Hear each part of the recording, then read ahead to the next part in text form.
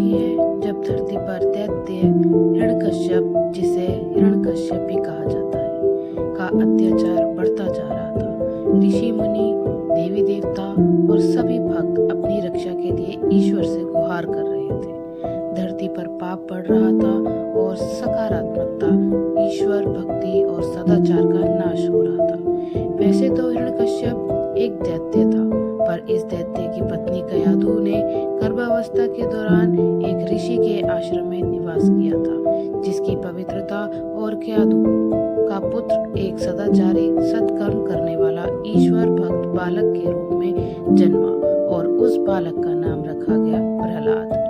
अच्छी संगति और ज्ञान के कारण प्रहलाद में भी ईश्वर भक्ति व सदाचार की भावनाएं उत्पन्न हुई और उम्र के साथ भगवान विष्णु के प्रति उसकी भक्ति भी बढ़ने लगी। लेकिन ईश्वर के प्रति ऐसी निष्ठा व आस्था को देखकर प्रहलाद का पिता दैत्यराज हिरण्यकश्यप क्रोधित हो जाता था।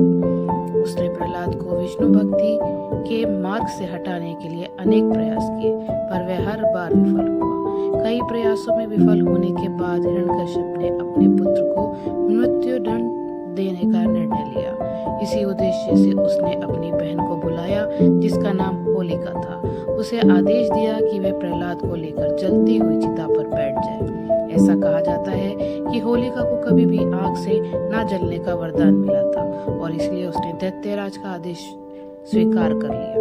हिरण्यकश्यप की योजना यही थी कि जब होलिका प्रहलाद को लेकर जलती हुई चिता पर बैठ जाएगी तो प्रहलाद उस अग्नि में जलकर नष्ट हो जाएगा और साथ ही उसके साथ विष्णु भगवान की भक्ति भी खत्म हो जाएगी। पर सही कहा गया है कि जिस पर ईश्वर की कृपा है, जो भक्ति के मार्ग पर अग्रसर है, वह धर्मपरायण है, उसका विनाश कोई भी नहीं कर सकता। इसी विश्वास के साथ प्रहलाद ओम नमो भगवते वासुदेवाय नमः मंत्र का जाप करते हुए होलिका के साथ जलती हुई चिता में बैठ गया।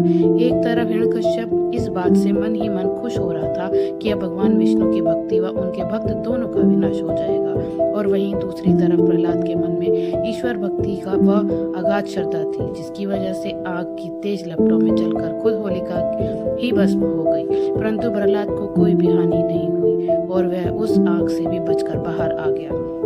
ईश्वर की असीम कृपा व प्रहलाद की सच्ची निष्ठा व भक्ति ने इस चमत्कार को साकार किया था। ऐसा माना जाता है कि तब से ही होलिका दहन की प्रथा शुरू हुई और बुराई पर अच्छाई की जीत का उत्सव मनाया जाने लगा। इस कहानी से हमें पता लगता है कि होली और होलिका दहन का महत्व क्या है और धुलेंडी यानी रंग खेलकर होली मनाने के एक दिन पहले होलिका दहन क्यों किया जाता है। नैतिक शिक्षा। प्रहलाद की इस कहानी से यह शिक्षा मिलती है कि धर्म, ईश्वर, भक्ति व सदाचार आगे कोई भी बुराई ज्यादा देर तक टिक नहीं पाती। इसलिए हमें हमेशा सदाचार व सद्बुद्धि का अनुसरण करना चाहिए और ईश्वर पर विश्वास रखना चाहिए। आप सभी को मेरी तरफ से